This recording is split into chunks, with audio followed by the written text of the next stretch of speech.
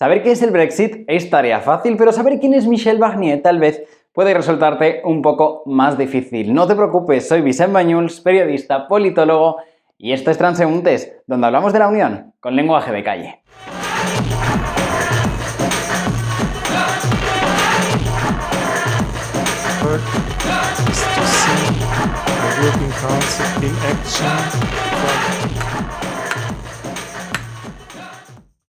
Para poder entender de lo que estamos hablando, tenemos que saber primero qué es lo que tenemos entre mano. Por si todavía no te habías enterado, Brexit viene de las siguientes palabras: Britain más exit, lo cual nos da Brexit. Partiendo de un país que puso de moda la canción que decía aquello de submarino amarillo, poco podemos esperar para encontrar nombres ingeniosos.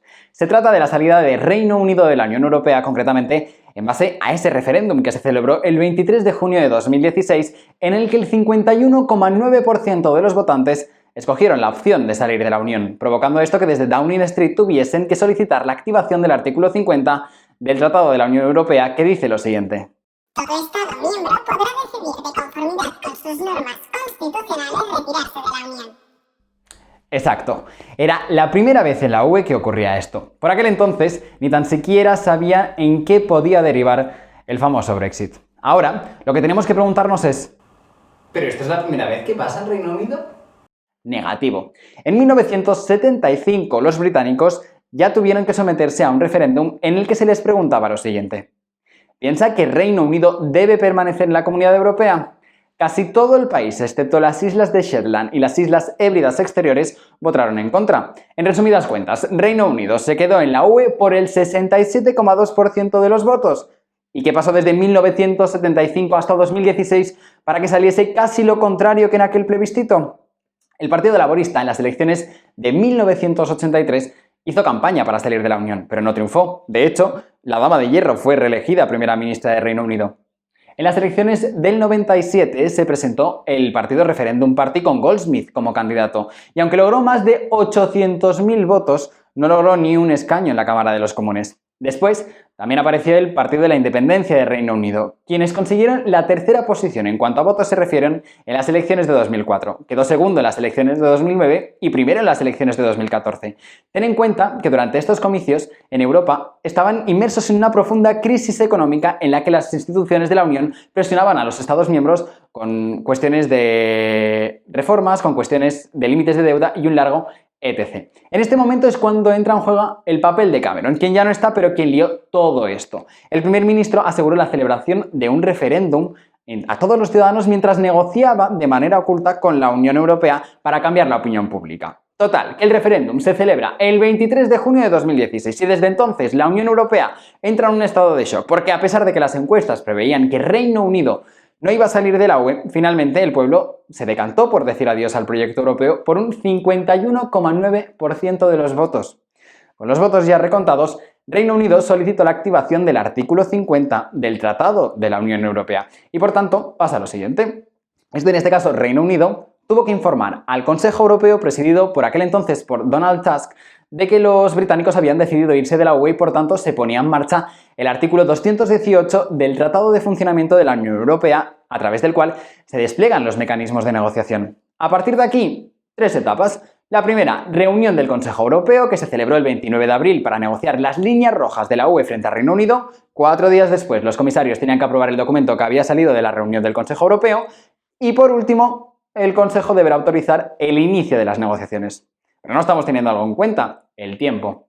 Para esta negociación, ambas partes tenían un máximo de 18 meses, aunque Reino Unido ha solicitado un total de 3 prórrogas para negociar. Ya sabes, las cosas de palacio van despacio.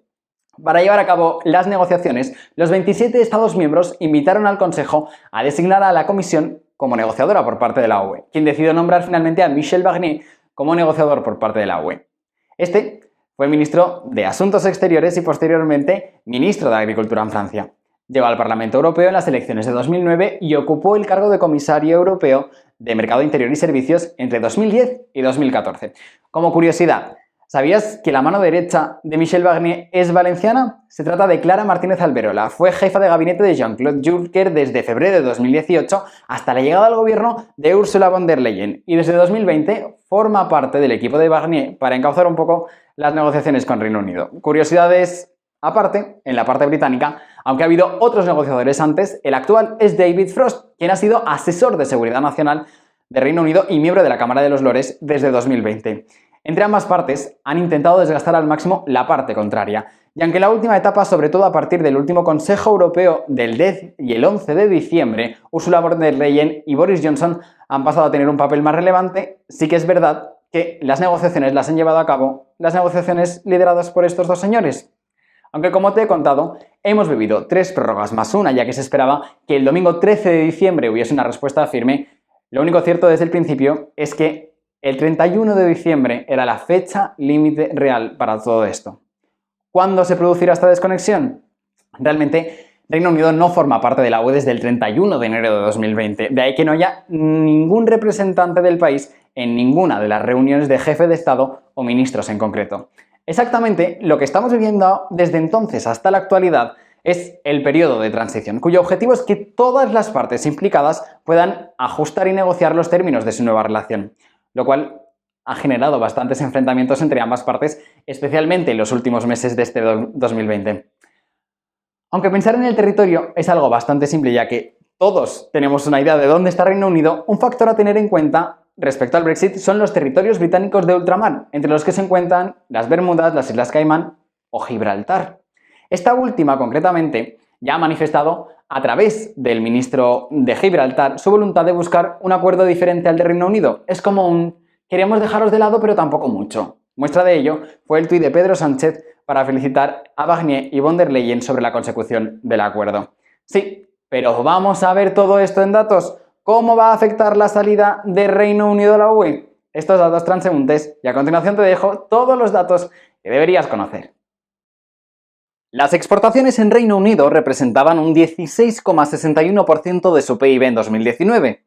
Ten en cuenta que estos datos son de un periodo de tiempo en el que el país formaba parte de la Unión y por tanto no tenía ningún tipo de arancel. Sus principales exportaciones en ese mismo año se produjeron a 3 países en concreto. Estados Unidos, donde Johnson había encontrado con Donald Trump un aliado ya inexistente tras su derrota en las pasadas elecciones estadounidenses, seguido por Alemania y Francia. El país galo y sobre todo su presidente, Emmanuel Macron, ahora mismo es como un niño enrabietado y rencoroso con todo lo que esté relacionado con Reino Unido. Si ampliamos un poco más el espectro para mirar la lista de los principales países que exportan a los ingleses, 7 de los 10 primeros son del espacio económico europeo.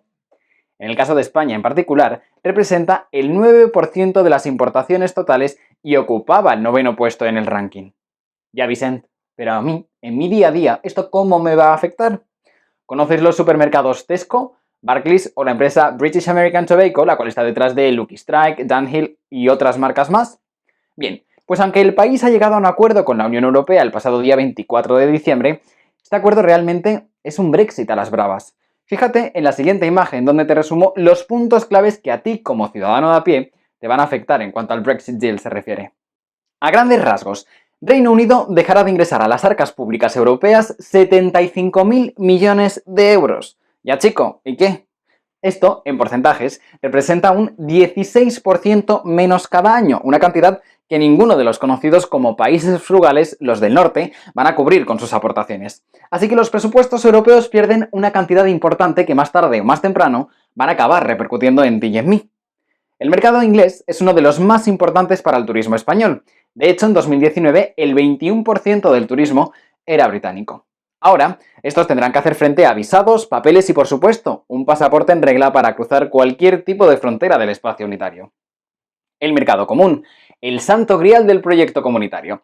La UE no quería que en ningún momento Reino Unido se convirtiese en el Singapur europeo y se acabase aprovechando de los beneficios que este comporta. UK formará parte de este espacio comercial, pero sometido a los estándares europeos y con un mecanismo de revisión, el cual podrá aplicar represalias en caso de dumping comercial, por ejemplo.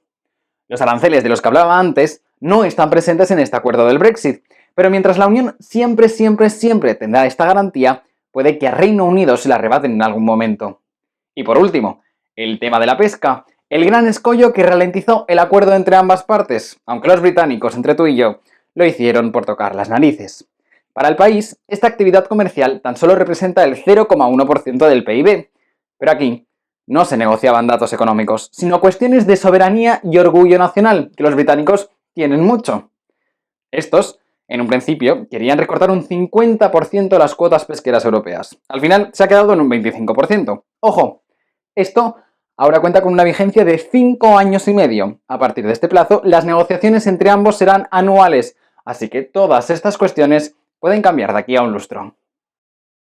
Por supuesto, el Brexit da para muchísimos vídeos más. Esto tan solo ha sido un pequeño acercamiento al famoso Brexit Deal, que se acordó el pasado 24 de diciembre. Ya sabes que puedes dejarme cualquier tipo de duda en los comentarios de aquí abajo. Esto es todo. Nos vemos en el vídeo de la semana que viene.